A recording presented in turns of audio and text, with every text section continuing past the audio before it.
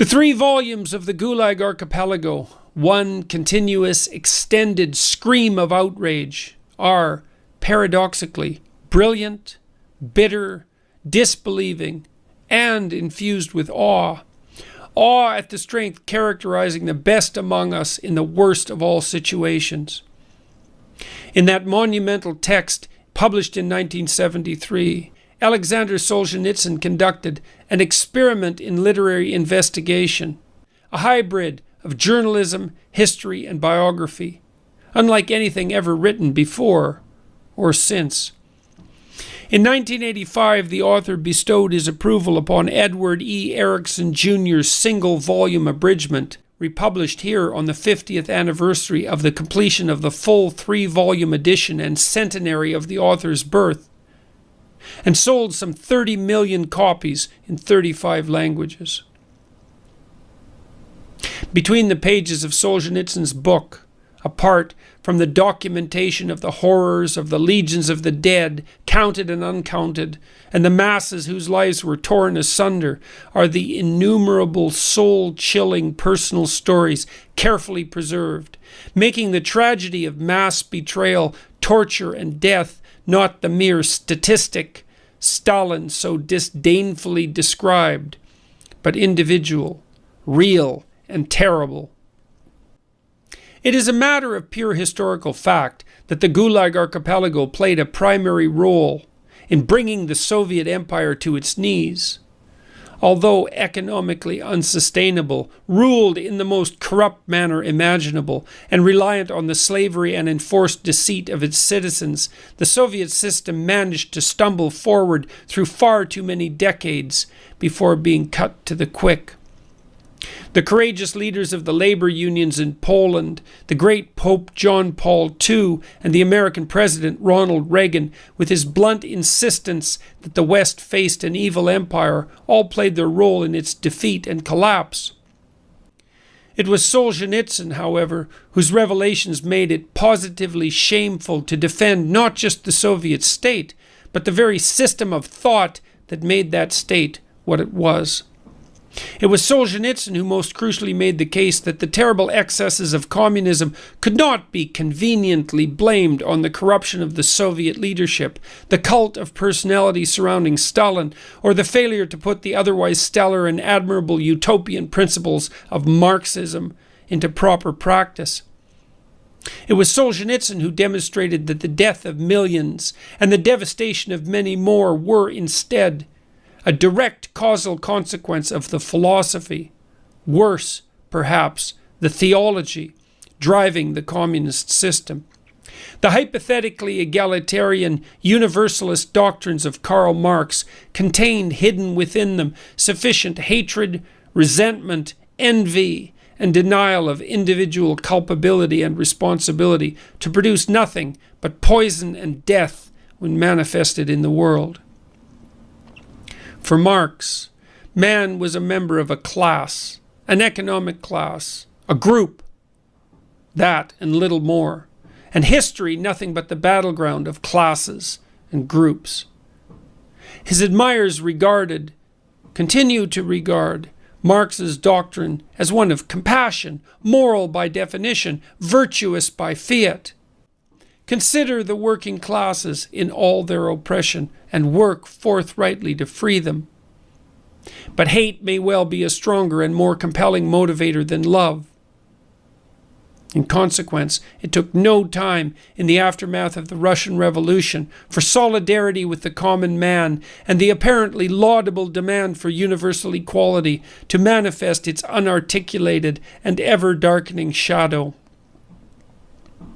First came the most brutal indictment of the class enemy. Then came the ever-expanding definition of that enemy until every single person in the entirety of the state found him or herself at risk of encapsulation within that insatiable and devouring net. The verdict, delivered to those deemed at fault by those who elevated themselves to the simultaneously held positions of judge, jury, and executioner? The necessity to eradicate the victimizers, the oppressors, in toto, without any consideration whatsoever for reactionary niceties such as individual innocence. Let us note as well, this outcome wasn't the result of the initially pristine Marxist doctrine becoming corrupt over time, but something apparent and present at the very beginning of the Soviet state itself. Solzhenitsyn cites, for example, one Martin Latsis, writing for the newspaper Red Terror, November 1st, 1918. "We are not fighting against single individuals. We are exterminating the bourgeoisie as a class. It is not necessary during the interrogation to look for evidence proving that the accused opposed the Soviets by word or action. The first question you should ask him is, what class does he belong to? What is his origin, his education, and his profession? These are the questions that will determine the fate of the accused." Such is the sense and essence of Red Terror. It is necessary to think when you read such a thing, to meditate long and hard on the message. It is necessary to recognize, for example, that the writer believed that it would be better to execute 10,000 potentially innocent individuals than to allow one poisonous member of the oppressor class to remain free. It is equally necessary to pose the question: who precisely belonged to that hypothetical entity, the bourgeoisie?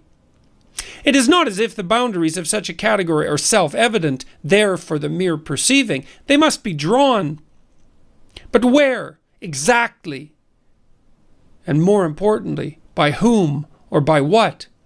If it's hate inscribing the lines instead of love, they will inevitably be drawn so that the lowest, meanest, most cruel and useless of the conceptual geographers will be justified in manifesting the greatest possible evil and producing the greatest possible misery. Members of the bourgeoisie? Beyond all redemption, they had to go as a matter of course. What of their wives? Children? Even their grandchildren? Off with their heads too. All were incorrigibly corrupted by their class identity, and their destruction therefore ethically necessitated. How convenient that the darkest and direst of all possible motivations could be granted the highest of moral standings. That was a true marriage of hell and of heaven. What values, what philosophical presumptions truly dominated under such circumstances? Was it desire for brotherhood, dignity, and freedom from want? Not in the least. Not given the outcome. It was instead and obviously the murderous rage of hundreds of thousands of biblical Cains, each looking to torture, destroy, and sacrifice their own private Abels. There is simply no other manner of accounting for the corpses. What can be concluded in the deepest, most permanent sense from Solzhenitsyn's anguished Gulag narrative? First, we learn what is indisputable, what we all should have learned by now, what we have nonetheless failed to learn, that the left, like the right, can go too far, that the left has in the past gone much too far. Second, we learn what is far more subtle and difficult, how and why that going too far occurs. We learn, as Solzhenitsyn so profoundly insists, that the line dividing good and evil cuts through the heart of every human being. And we learn as well that we all are, each of us, simultaneously oppressor and oppressed. Thus, we come to realize that the twin categories of guilty oppressor and justice-seeking victim can be made endlessly inclusive. This is not least because we all benefit unfairly and are all equally victimized by our thrownness, our arbitrary placement in the flow of time. We all accrue undeserved and somewhat random privilege from the vagaries of our place of birth, our inequitably distributed talents, our ethnicity, race, culture, and sex. We all belong to a group, some group, that has been elevated in comparative status through no effort of our own. This is true in some manner, along some dimension of group category, for every solitary individual, except for the single most lowly of all. At some time and in some manner we may all in consequence be justly targeted as oppressors, and may all equally seek justice or revenge as victims. Even if the initiators of the revolution had, therefore, in their most pure moments, been driven by a holy desire to lift up the downtrodden, was it not guaranteed that they would be overtaken by those motivated primarily by envy, hate, and the desire to destroy as the revolution progressed? Hence the establishment of the hungrily growing and most often fatal list of class enemies right from the very first moments of the